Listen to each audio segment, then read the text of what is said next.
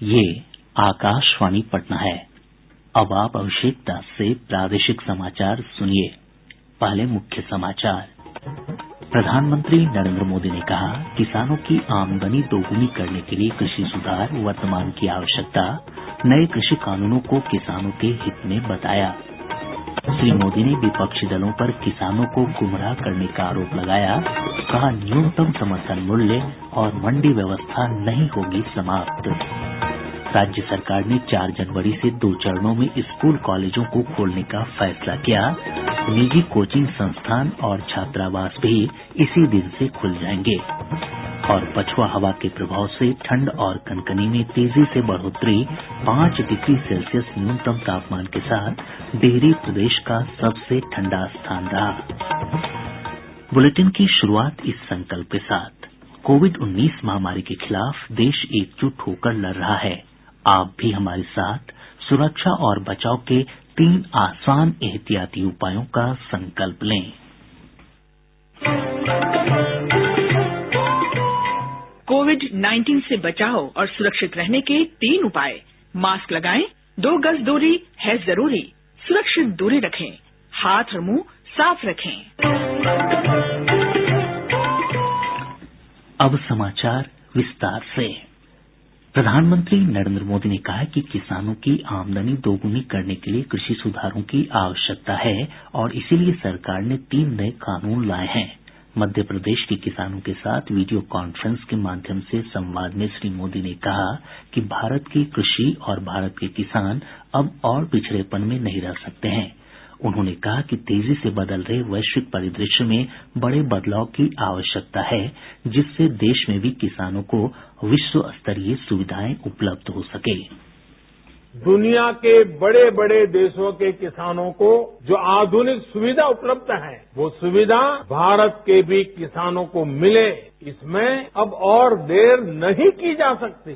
समय हमारा इंतजार नहीं कर सकता। तेजी से बदलते हुए वैश्विक परिदृश्य में भारत का किसान सुविधाओं के अभाव में, आधुनिक तौर तरीकों के अभाव में असहाय होता जाए, ये स्थिति स्वीकार नहीं की जा सकती। श्री मोदी ने विपक्षी दलों पर किसानों को गुमराह करने का आरोप लगाते हुए कहा कि सरकार की नीयत और नीति बिल्कुल सही है। उन्होंने कहा कि कृषि कानूनों के प्रावधान वही हैं जिसकी चर्चा कई एक दलों ने अपने घोषणा पत्रों में की थी। देश के सभी राजनीतिक दलों के पुराने घोषणा पत्र देखे जाएं तो उनके पुराने बयान सुने जाएं। पहले जो देश की कृषि व्यवस्था संभाल रहे थे, ऐसे महानुभावों की चिट्ठियां देखी जाए तो आज जो कृषि सुधार हुए हैं वो उनसे अलग नहीं है।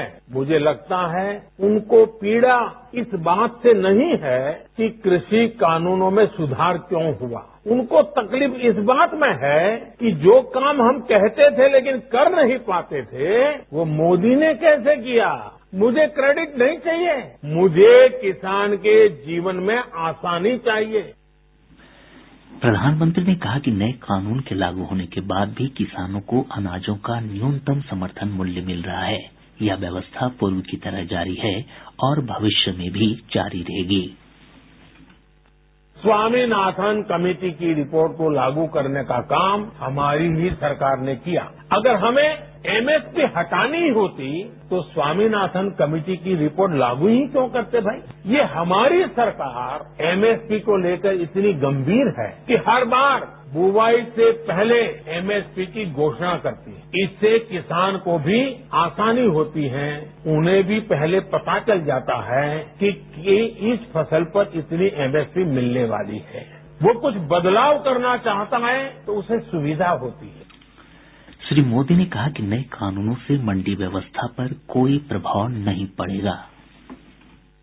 6 महीने हो गए कानून लागू हो गया, हिन्दुस्तान के किसी कोने में कहीं पर भी एक भी मंडी बंद नहीं हुई है। फिर क्यों झूठ फैलाया जा रहा है। सच्चाई तो ये है कि हमारी सरकार एपीएमसी को आधुनिक बनाने पर, उनके कंप्यूटरीकरण पर 500 करोड़ रुपए से ज्यादा खर्च कर रही है। फिर ये एपीएमसी बंद किए जाने की बात कहां से आई।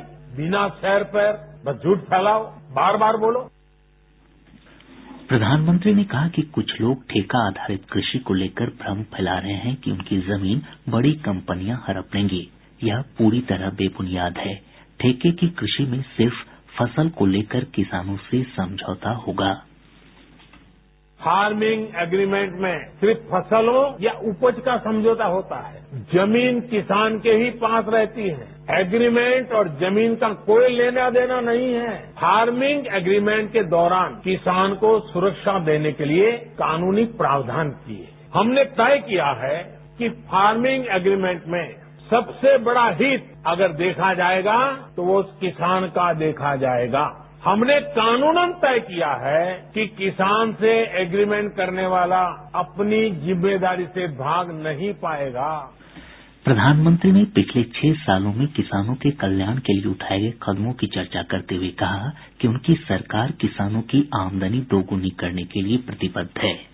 केंद्रीय कृषि और किसान कल्याण मंत्री नरेंद्र सिंह तोमर ने किसान समुदाय से अपील की है कि वे नए कृषि कानून के बारे में किए जा रहे गलत प्रचार से भ्रमित नहीं हों।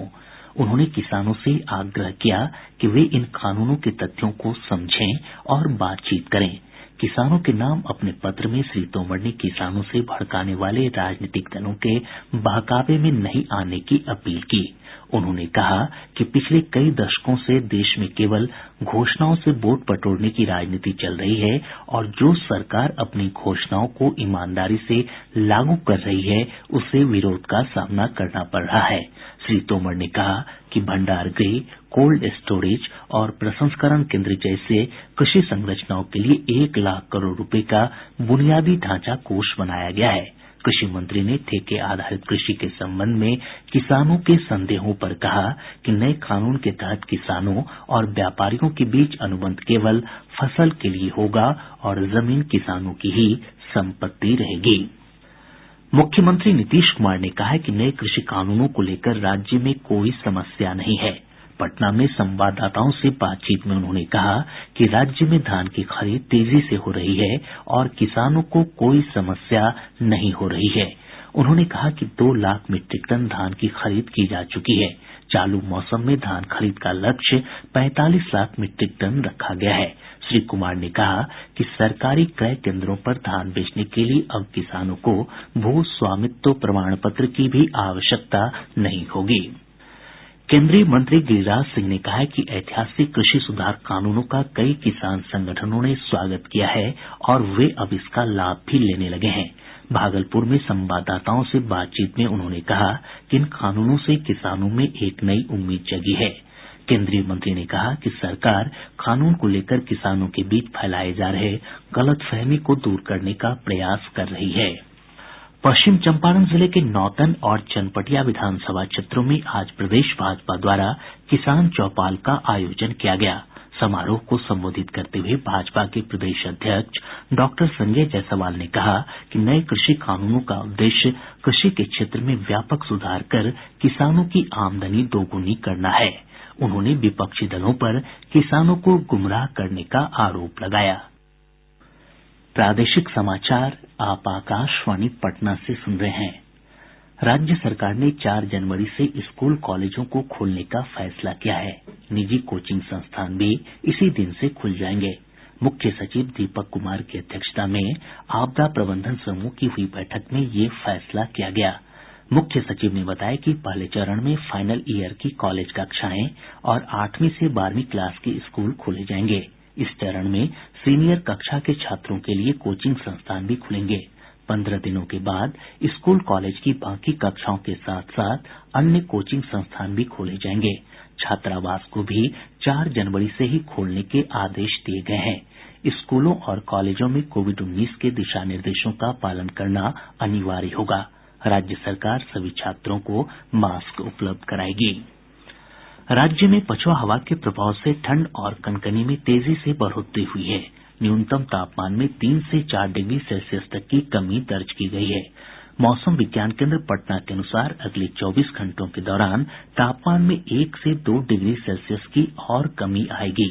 मौसम वैज्ञानिक रविन्द्र कुमार ने बताया कि पछुआ हवा अपने साथ नमी लेकर आ रही है, जिससे अत्यधिक ठंड और कनकनी की स्थिति बनी हुई है। 12 से 18 किलोमीटर प्रति घंटे की रफ्तार से शुष्क और ठंडी हवा बिहार में प्रवेश कर रही है, जिससे अगले आने वाले 24 घंटे के दौरान दिन और रात के तापमान में 1 से 2 डिग्री सेंटीग्रेड गिरावट आने का पूर्वानुमान है। इसके बाद हवा की गति में कमी आ जाएगी। इसके साथ साथ घना कोहरे का प्रभाव देखने को नहीं मिलेगा, लेकिन सुबह और शाम ठिठुरन से राहत नहीं मिलेगी। आज 5 डिग्री सेल्सियस न्यूनतम तापमान के साथ डिहरी प्रदेश का सबसे ठंडा स्थान रहा। देश में पिछले 24 घंटों के दौरान कोरोना के 31,000 से अधिक मरीजों को उपचार के बाद छुट्टी दी गई। स्वस्थ होने वालों की संख्या बढ़कर 95,20,000 से अधिक हो गई है। स्वस्थ होने की दर 95.40% है।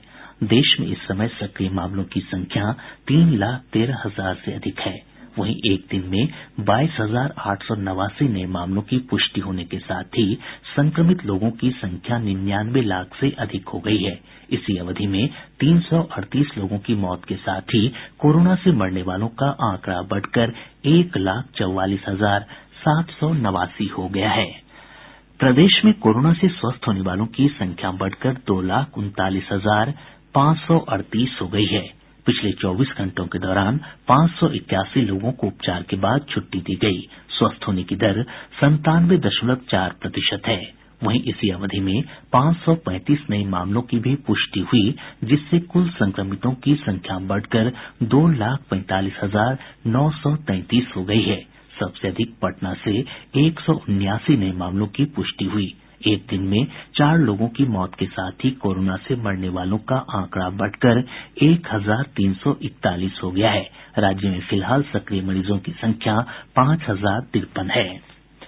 बहुजन समाज पार्टी के विधायक मोहम्मद जमा खान और कांग्रेस के विधायक मुरारी गौतम ने आज जदयू प्रदेश अध्यक्ष वशिष्ठ नारायण सिंह से मुलाकात की।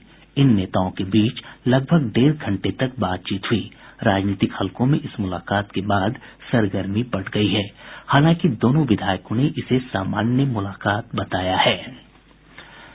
पथ निर्माण मंत्री मंगल पांडेय ने कहा है कि बिहिया जगदीशपुर पीरो बिहटा सड़क का निर्माण कार्य अगले वर्ष मार्च महीने तक पूरा कर लिया जाएगा। विभागीय समीक्षा बैठक के दौरान श्री पांडेय ने बताया कि लगभग 54.5 किलोमीटर लंबी इस परियोजना पर 504 करोड़ रुपए खर्च होंगे। झारखंड उच्च न्यायालय ने जेल मैनुअल के उल्लंघन के मामले में राजद अध्यक्ष लालू प्रसाद की याचिका पर झारखंड सरकार को जवाब देने के लिए 8 जनवरी तक का समय दिया है। न्यायमूर्ति अपरेश कुमार सिंह की पीठ ने अगली सुनवाई के दौरान सरकार को मामले के हर पहलू पर जवाब दायर करने का निर्देश दिया। गौरतलब है कि लालू प्रसाद का एक कथित ऑडियो वायरल हुआ था, जिसमें वे एक भाजपा विधायक को बिहार विधानसभा अध्यक्ष चुनाव के दौरान सदन से अनुपस्थित रहने के लिए प्रलोभन दे रहे थे। और अब अंत में मुख्य समाचार एक बार फिर। प्रधानमंत्री नरेंद्र मोदी ने कहा, किसानों की आमदनी दोगुनी करने के लिए कृषि सुधार वर्तमान की आवश्यकता, नए कृषि कानूनों को किसानों के हित में बताया। श्री मोदी ने विपक्षी दलों पर किसानों को गुमराह करने का आरोप लगाया, कहा न्यूनतम समर्थन मूल्य और मंडी व्यवस्था नहीं होगी समाप्त। राज्य सरकार ने 4 जनवरी से 2 चरणों में स्कूल कॉलेजों को खोलने का फैसला किया। निजी कोचिंग संस्थान और छात्रावास भी इसी दिन से खुल जाएंगे। और पछुआ हवा के प्रभाव से ठंड और कनकनी में तेजी से बढ़ोतरी, 5 डिग्री सेल्सियस न्यूनतम तापमान के साथ डिहरी प्रदेश का सबसे ठंडा स्थान रहा। इसके साथ ही आकाशवाणी पटना से प्रसारित प्रादेशिक समाचार का ये अंक समाप्त हुआ। कोविड-19 से बचाव और सुरक्षित रहने के 3 उपाय। मास्क लगाएं, 2 गज दूरी है जरूरी, सुरक्षित दूरी रखें, हाथ और मुंह साफ रखें।